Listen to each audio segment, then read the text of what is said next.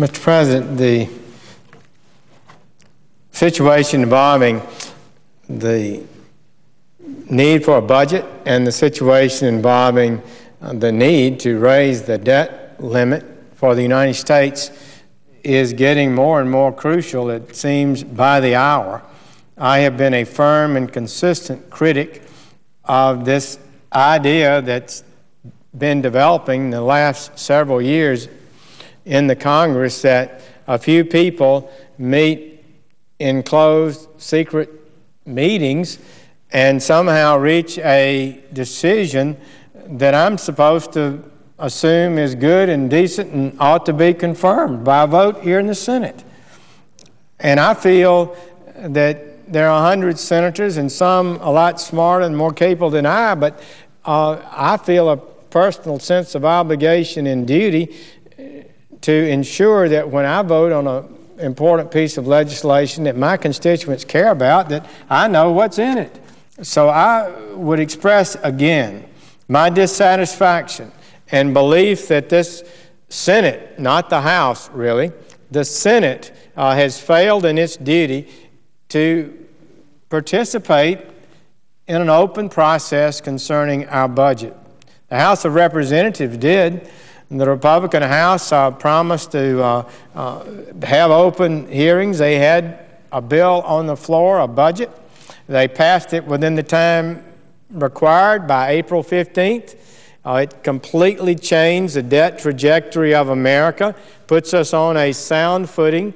It reduced spending by $6 trillion, not 2, 6. And it didn't raise taxes on the American people. In fact, it reduced taxes in a way that they felt would engender better economic growth, which is the best way to engender more tax revenue, is having more people make more money and pay more taxes. Our people are claiming in the phantom budget that's been talked about by our Democratic colleagues, one they never produced so it can actually be accounted for, they claim it would reduce spending $2 trillion, and they're patting themselves on the back about how great they are. But when you take out the interest savings that occur, it's only $1.4 trillion in actual reduction of spending. And it's a 2.7, we estimate, increase in taxes.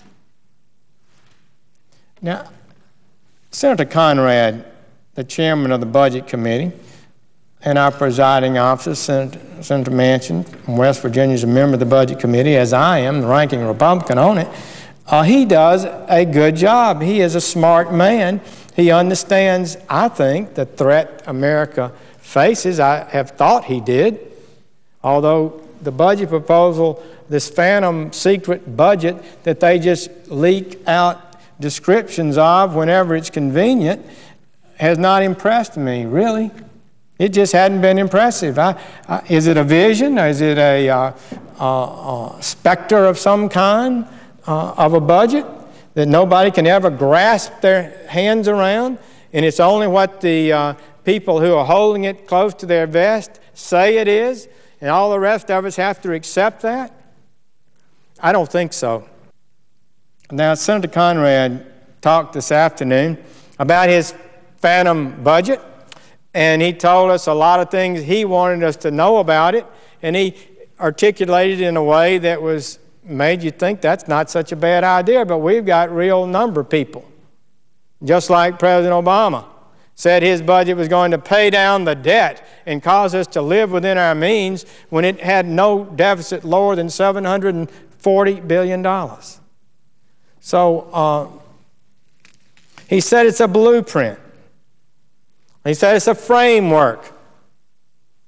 But he didn't say it was a budget, because it's not a budget. A budget is a document that can be read, ascertained, evaluated, and scored.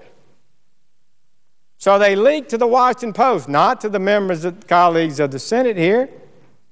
He leaked to the Washington Post some of the good things he wanted to get out, and then they talk about some of the good things here today. Forgive me if I'm not impressed. If there's such a good budget, why don't you print it up and propose it to us?